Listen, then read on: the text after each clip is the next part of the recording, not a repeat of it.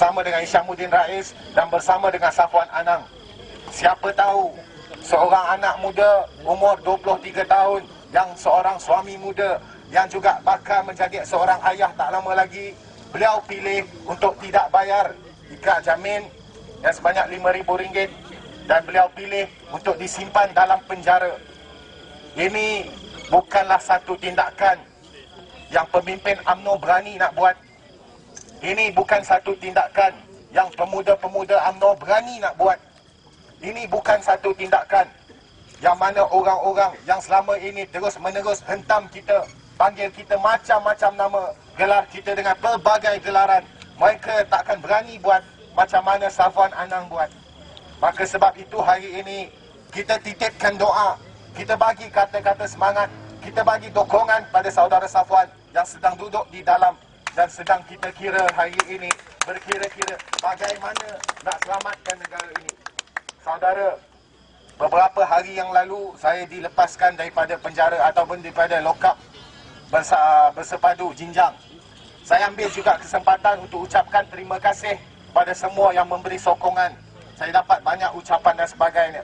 Hari ini saudara-saudari, kita harap perlawanan ini, perjuangan ini tidak hanya terhenti di sini. Kita harap hari ini apabila Safwan sendiri mengambil sikap yang tegas berhadapan dengan pemerintah yang zalim, kita boleh bagi sokongan yang tidak berbelah bahagi kepada beliau, insya-Allah. Saudara-saudari, dalam sebuah negara macam Malaysia yang mana mengamalkan pilihan raya, bila sebuah negara mengamalkan pilihan raya, erti kata lain, negara itu sepatutnya jadi sebuah negara demokrasi. Sayangnya, dalam negara ini bukan negara demokrasi sebenar. Kenapa saya kata macam itu? Kamu buatlah 10 kali pilihan raya sekalipun dalam setahun, kamu takkan jadi sebuah negara demokrasi selagi mana kamu terus membungkam suara rakyat yang mahu mengkritik dan menyelamatkan negara sendiri. Selagi mana kamu masih lagi menggunakan akta dan undang-undang yang tidak adil berat sebelah kepada rakyat bawahan, selagi itulah ini bukan negara demokrasi. Sebab itu saudara-saudari, bila Safwan Anang masuk dalam, dia sedang buktikan kepada semua orang bahawa dalam sebuah negara dunia ketiga macam Malaysia, ruang demokrasi akhirnya hanya boleh terbuka melalui jalan pengorbanan. Ini bukan perjuangan yang mudah. Jalan perjuangan ini tidak pernah mudah. Dia tidak pernah manis. Dia tidak pernah bahagia. Dia tidak pernah mampu bawa kemewahan pada kita. Jalan perjuangan ini adalah jalan yang sangat susah. Jalan perjuangan ini adalah jalan yang sangat sukar. Sebab itu saudara-saudari, kita harus kuat. Kita harus sedar negara ini milik kita. Tak kiralah orang Cina ke, orang India ke, orang Melayu ke, orang Kadazan ke, sesiapa sahaja. Kita lahir dalam negara ini. Kita sakit dalam negara ini. Kita sehat dalam negara ini. Kita belajar dalam negara ini. Kita kerja dalam negara ini. Kita cari rezeki dalam negara ini. Dan akhirnya kita pun mati dalam negara ini. Ini negara kita. Yang akan jaga negara kita hanyalah kita sahaja, saudara-saudari. Orang luar takkan jaga negara kita. Sebab itu penting dan penting buat kita semua rakyat Malaysia. Kita harus faham bahawa ini adalah jalan yang mulia. Jangan anggap diri kita sebagai pengkhianat negara. Jangan anggap diri kita sebagai perosak keharmonian. Jangan anggap diri kita pencetus huru hara. Jangan anggap diri kita sebagai penjenayah. Kita semua sekali adalah pejuang yang sedang menyelamatkan negara ini daripada terus menuju ke arah kehancuran. Kawan-kawan, saya tengok ada ramai yang duduk di sebalik pagar. Saya percaya anak-anak orang dari penjara. Ada yang duduk di sana. Saya percaya kawan-kawan kita daripada penjara juga.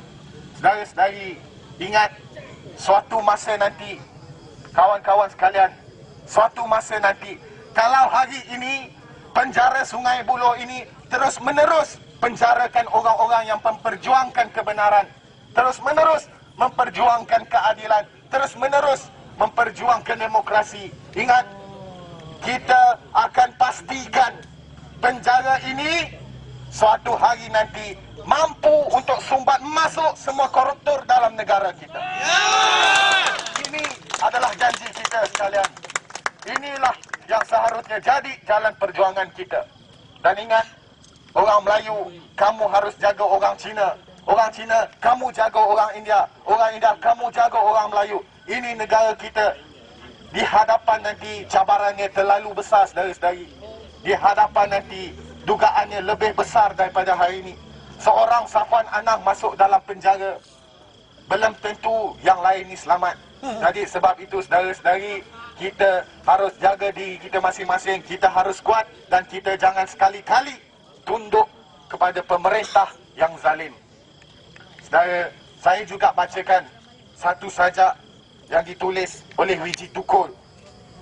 Yang ini adalah sajak saya tujukan khusus buat semua, terutama sekali anak-anak muda. Tajuknya Bunga dan Tembok. Dengar.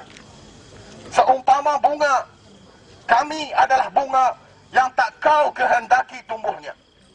Engkau lebih suka membangun rumah dan merampas tanah.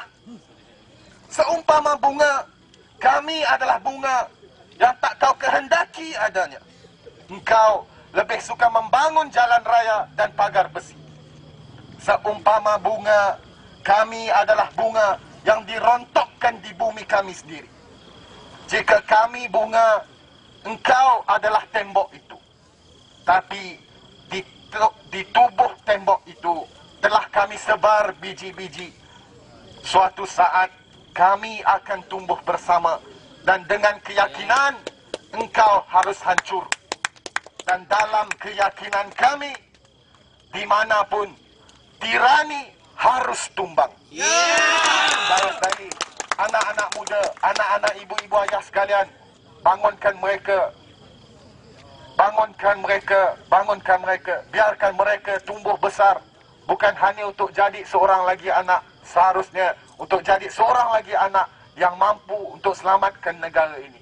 Sebab ini adalah negara kita yang kita perjuangkan. Bukan hanya nasib kita hari ini. Bukan hanya masalah kita yang semalam. Bukan hanya masalah yang sudah berlalu. Yang kita perjuangkan bersama-sama adalah masa depan anak-anak dan cucu-cucu kita. InsyaAllah kita doakan keselamatan Safwan. Kita doakan ketabahan buat Safwan. Kita ucapkan terima kasih kepada isterinya yang sanggup bagi suaminya buat pengorbanan yang besar begini. Kita doakan keselamatan semua orang. Dan yang penting kita doakan negara ini mampu untuk kita selamatkan bersama-sama. InsyaAllah kita bertemu lagi di lain waktu. Tak lama sahaja lagi kita akan bersama sekali lagi. Saya percaya negara ini punya harapan yang besar. Tinggal lagi mampu atau tidak kita realisasikan harapan tersebut. InsyaAllah kita bertemu lagi. Wabillahi taufiq wal hidayah. Assalamualaikum.